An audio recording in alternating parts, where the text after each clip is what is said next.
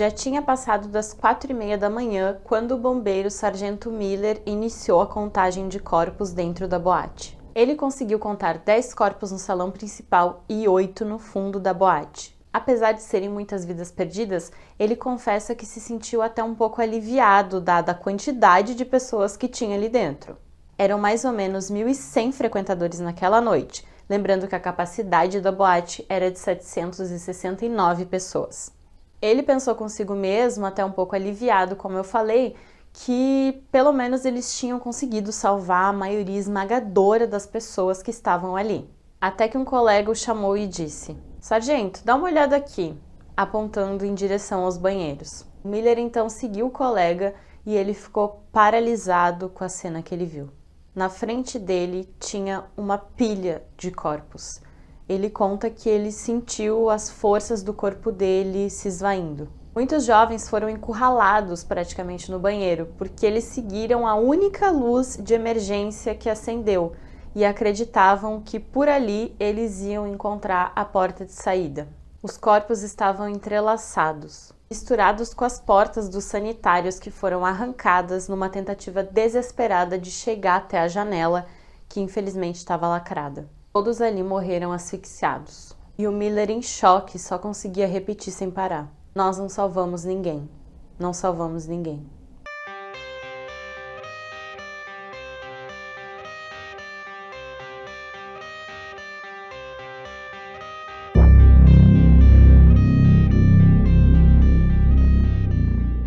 Olá, eu sou a Glau e sejam bem-vindos ao canal Sem Rumo. No vídeo de hoje eu vou te contar toda a história que ocorreu no incêndio na Boate Kiss, uma das maiores tragédias que aconteceu aqui no Brasil. Como sempre, as fontes que eu utilizei para referência para a construção desse roteiro estão aqui na descrição, mas a principal delas é este livro da jornalista Daniela Arbex, Todo Dia, a Mesma Noite, a História Não Contada da Boate Kiss. Ela fez um trabalho incrível nesse livro, mas ela tem também outros livros com trabalhos igualmente excepcionais. Enfim, já deu pra perceber que eu sou super fã da Daniela.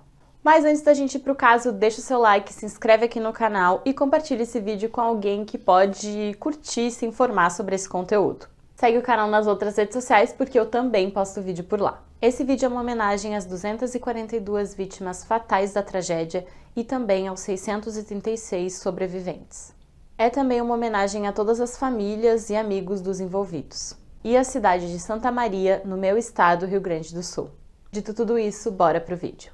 A Boate Kiss ficava localizada no centro histórico da cidade de Santa Maria e comportava 769 pessoas no seu interior.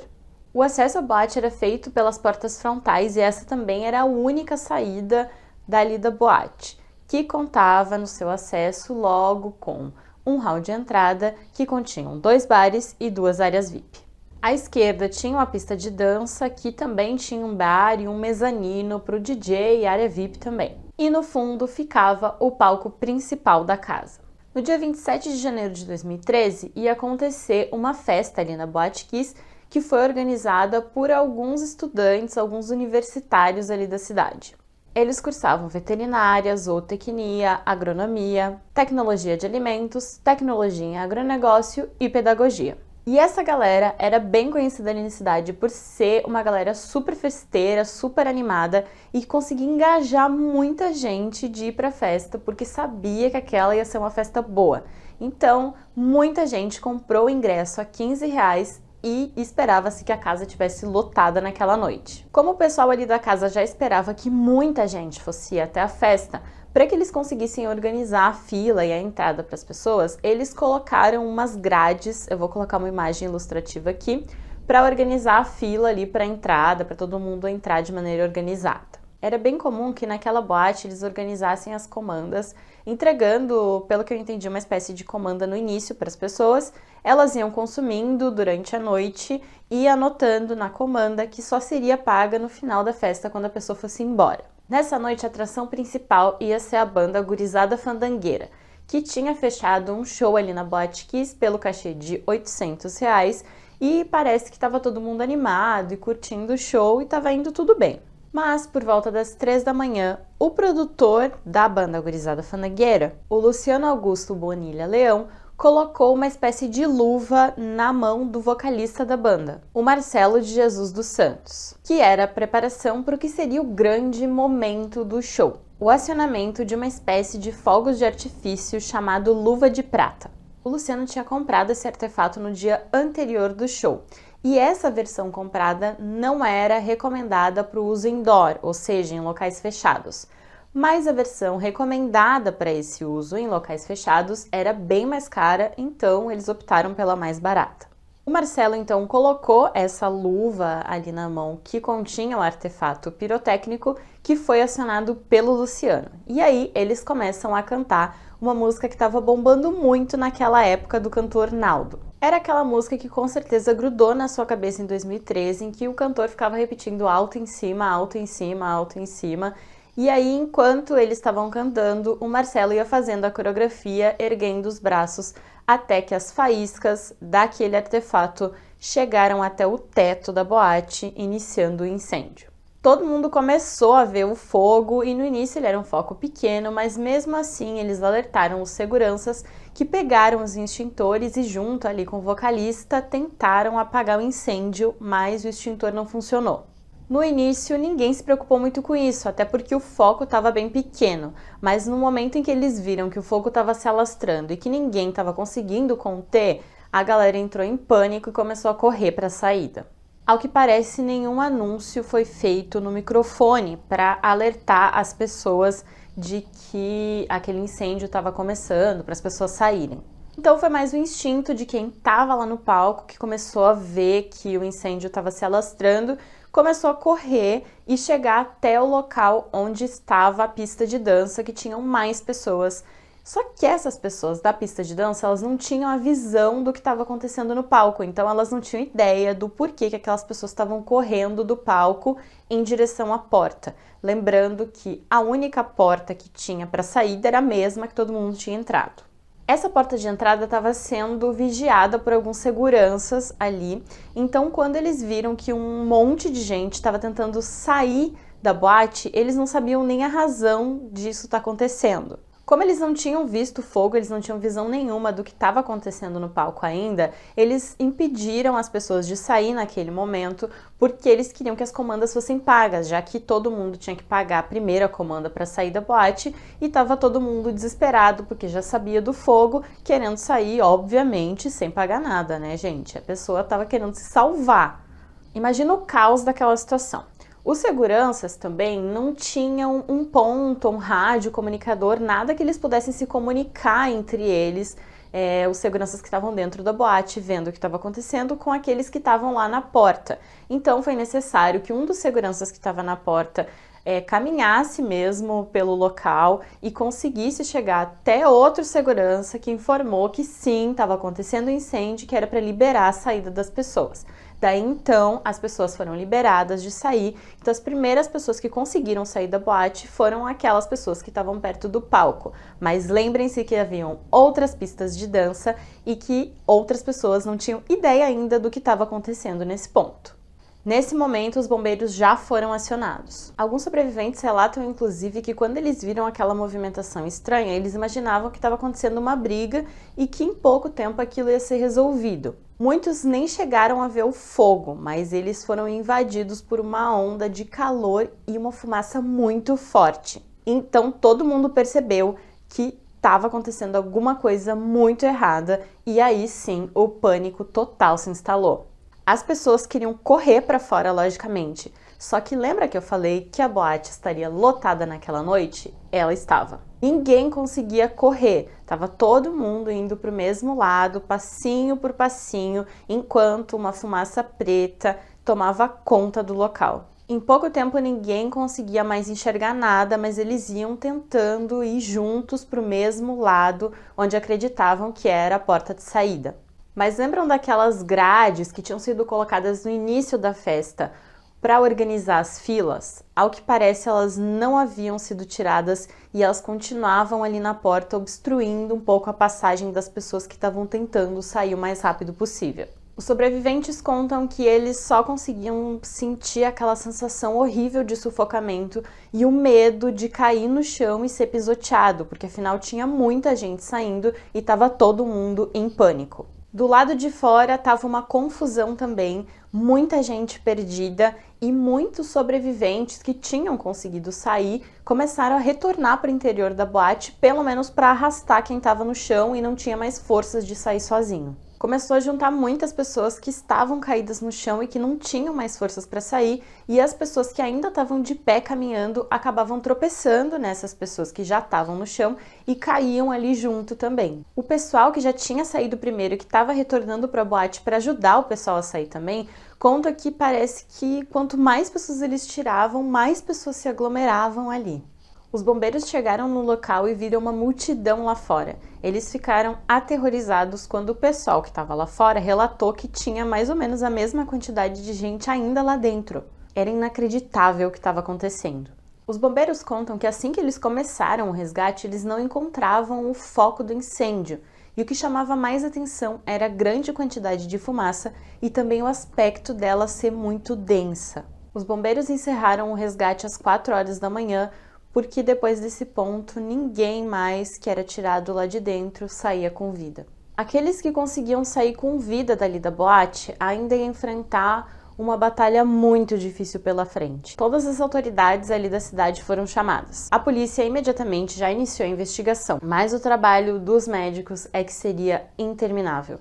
Os hospitais estavam completamente lotados de vítimas ali da boate. Os médicos que estavam de folga naquele dia foram imediatamente chamados porque não parava de chegar gente vindo da Boate Kiss. Os médicos contam que eles assistiam incrédulos várias vítimas do incêndio chegar no hospital e não apresentar muito os sintomas que eles estavam esperando de uma vítima de incêndio. Uma médica conta que ela não estava conseguindo entender a situação, porque a vítima chegava lúcida, conversando, e de repente o estado clínico da pessoa piorava muito e até chegava a óbito. Muitos inclusive nem apresentavam nenhuma queimadura ou alguma lesão na pele causada pelo fogo, mas por causa da inalação da fumaça, que parecia estar um pouco diferente, eles eram entubados, mas pouco tempo depois perdiam a vida. Quando os médicos foram examinar melhor, eles perceberam que tinha uma espécie de fuligem preta no nariz e também uma espuma branca que saía pela boca, o que indicava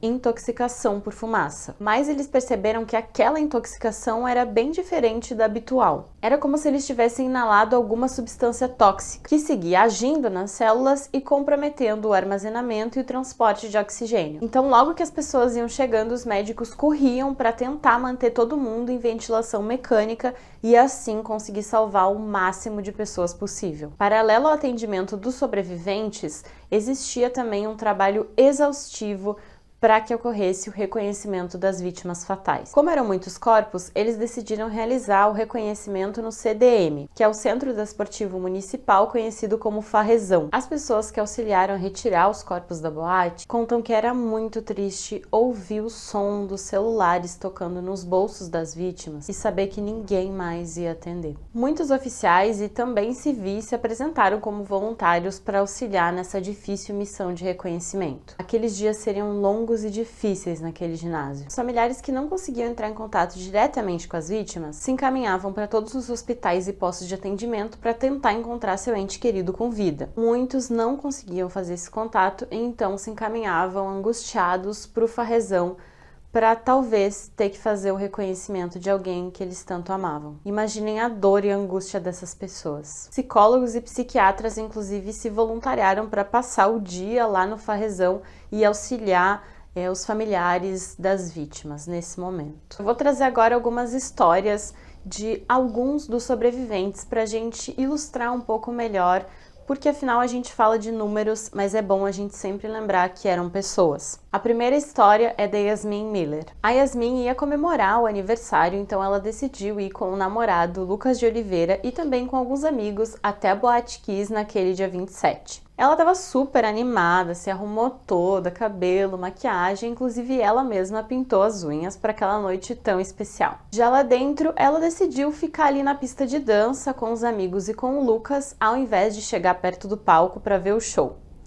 Em um determinado momento, o Lucas decidiu ir ao banheiro, se despediu dela e disse que logo voltaria. Mas isso nunca aconteceu. Enquanto ele ainda estava no banheiro, eles viram a fumaça se aproximando e decidiram correr para a saída. A Yasmin até tentou correr em direção do banheiro para encontrar o Lucas, mas ela foi puxada pelos amigos que não deixaram ela ir até o banheiro e eles correram até a saída. Lá fora, ela começou uma busca incessante e desesperada pelo Lucas, mas ela não encontrava. Infelizmente, ele tinha sido uma das vítimas fatais ainda dentro da Boate Kiss. No dia seguinte à tragédia, a Yasmin foi até o velório do Lucas e não arredou pé do lado do caixão nem um minuto. Imaginem a tristeza dessa menina, gente. Teve um momento que ela se debruçou sobre o caixão, ela utilizava um chapéu que era do Lucas, inclusive, que ela estava usando naquele momento, naquele dia, e foi tirada uma foto da Yasmin usando o chapéu e debruçada sobre o caixão. Eu vou deixar essa foto aqui também e ela virou capa da revista Veja e, pasmem, foi alvo de críticas. E aí você me pergunta como que no meio dessa tragédia alguém tem coragem de criticar uma foto de uma sobrevivente que tinha acabado de perder o namorado? As pessoas começaram a enlouquecer, desculpa, mas não tem outro termo, e acusar a revista Veja de ter contratado uma modelo para tirar aquela foto. Sabe por que as pessoas acharam que aquela era uma modelo e não uma sobrevivente?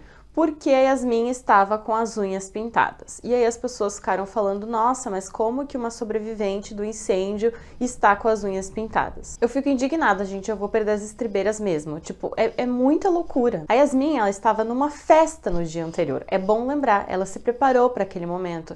Ela mesma fez o cabelo, a maquiagem, as unhas. Ela estava no momento dos mais felizes da vida dela e não tinha como prever que essa tragédia ia acontecer. E sim, eu tô me exaltando, eu vou me acalmar, peraí. E para vocês verem o impacto desses comentários que as pessoas acham que ninguém tá vendo na internet e fazem comentário escondido atrás de fake e ridicularizam a vida de outras pessoas, criticam a vida de outras pessoas, se intrometem em especulações de coisas que elas não têm ideia do que está acontecendo.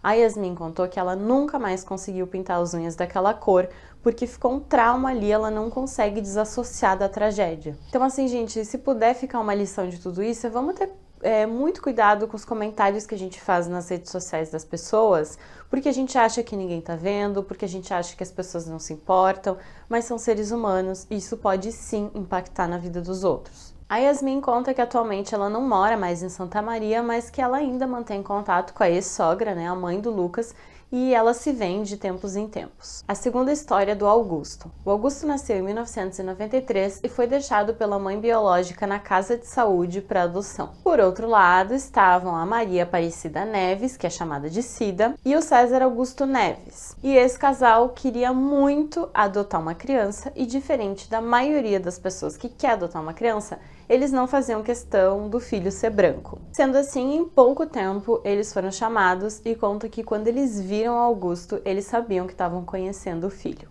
O Augusto foi recebido com muita alegria por toda a família inteira fez uma festa para a chegada dele. Eles estavam muito felizes com a chegada daquela criança. Os pais não tinham uma vida financeira de luxo, mas eles se desdobravam em mil para dar tudo de melhor para o filho, especialmente uma educação de qualidade. Aos 17 anos, o Augusto passou no vestibular para Ciências da Computação na Unifra, que é uma universidade particular. A mensalidade chegava a quase um salário mínimo, que era um valor alto ali para a família pagar. Mas como estava todo mundo muito focado que o Augusto tinha que ter uma boa educação, a Cida chegou até voltar a trabalhar para conseguirem pagar os estudos do filho. Eles sabiam que a jornada ia ser difícil, mas estava todo mundo muito orgulhoso e muito empolgado com o Augusto. Mas o Augusto, ele estava vendo o esforço que os pais estavam fazendo e ele queria mais. Então, em 2012, ele passa no vestibular para a Universidade Federal de Santa Maria. Agora, então, aos 19 anos, ele seguiu cursando o mesmo curso, só que agora na Federal, e também conseguiu um estágio na mesma universidade. O garoto, extremamente trabalhador e estudioso, decidiu que era o momento de se divertir um pouquinho, afinal, todo mundo merece, né? Só que os pais do Augusto eram evangélicos, inclusive o próprio Augusto frequentava a igreja também, e eles não gostavam muito dessa ideia do filho ir para festas e tal. Mas o Augusto não parecia ter o perfil de que só queria festa. Ele era um menino trabalhador, estudioso, estava focado no estágio na universidade. Então ele foi conversando com os pais dias antes, até que todo mundo se convenceu que de fato não ia ter mal nenhum de ele ir em uma festa. A Cida divertiu Augusto para levar a identidade com ele e ele prometeu para a mãe que estava levando tudo certinho. O pai o levou até o portão e se despediu do filho. Ele não sabia, mas essa era a última vez que ele ia ver o Augusto com vida.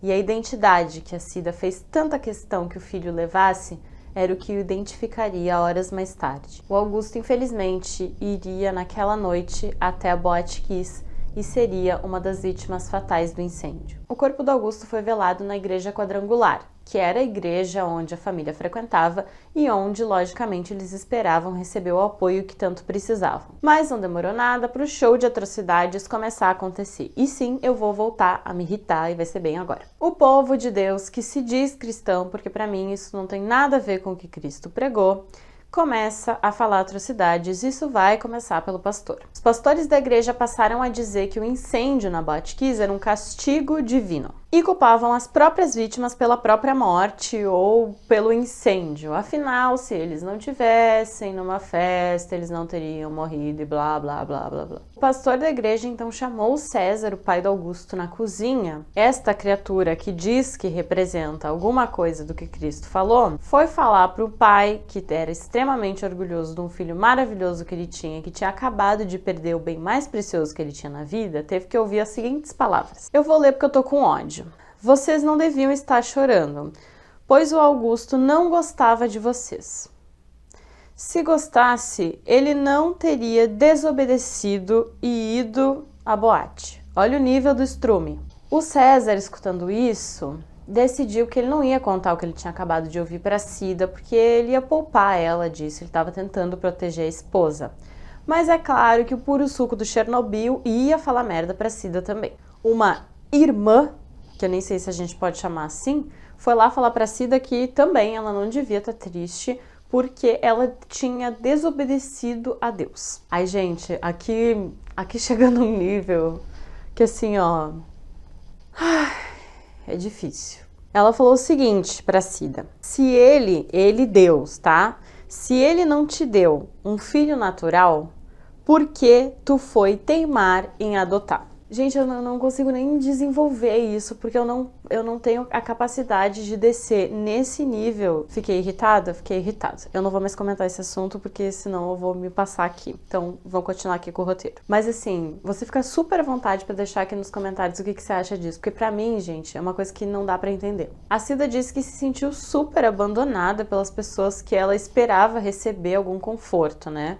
E que pregavam tanto sobre o amor, mas que só falavam sobre ódio, ódio, ódio e vingança divina. Eu novamente não consigo imaginar como que o César e a Cida conseguiram lidar com tudo isso, vivendo o momento mais difícil da vida deles. Mas no fundo eu tenho certeza que o Augusto sempre foi a força maior dos dois. E o verdadeiro exemplo de amor real que eles souberam construir tão bem. Depois de 2 relatos bem difíceis e que mostram a podridão da humanidade, eu decidi trazer um pra gente ter um pouquinho mais de esperança. Ele exemplifica toda a onda de solidariedade que aconteceu em Santa Maria diante dessa tragédia. Taxistas trabalharam de graça, levando as famílias enquanto elas procuravam pelos seus entes queridos. Civis e outros profissionais se voluntariaram para auxiliar ali no farrezão, na identificação dos corpos, mas também no amparo às famílias. Médicos de folga ou aposentados se apresentaram para auxiliar no que pudessem, fora os próprios sobreviventes que arriscaram as suas vidas entrando na boate de novo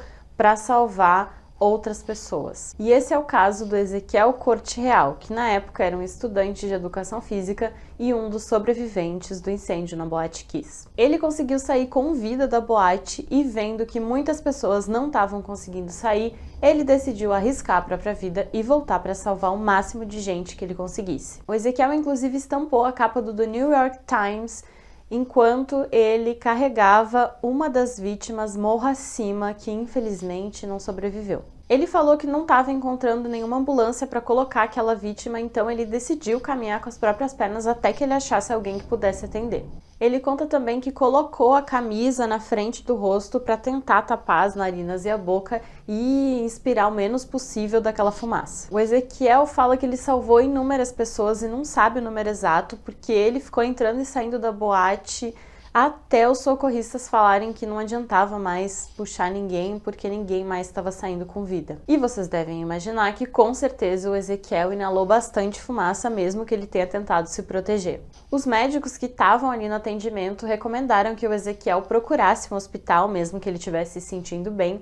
E foi isso que ele fez. Ele foi até o hospital para procurar ajuda, mas quando ele chegou lá, ele viu aquele caos, uma fila enorme, e ele viu que tinha gente muito pior do que ele, então decidiu ir para casa mesmo sem atendimento. O que é bem surpreendente é que mesmo tendo inalado bastante fumaça, o Ezequiel não teve nenhuma sequela. O Ezequiel disse: "Acredito que foi uma coisa maior que me protegeu." O vídeo tá longo e eu vou dividir ele em duas partes. Logo eu volto com a parte 2, então se inscreve no canal, ativa o sininho, porque quando eu colocar a parte 2 você já vai ser notificado. Deixa aqui nos comentários o que você achou até aqui, que no próximo vídeo eu te conto tudo sobre a investigação, o julgamento e os dias atuais. É isso, e tchau!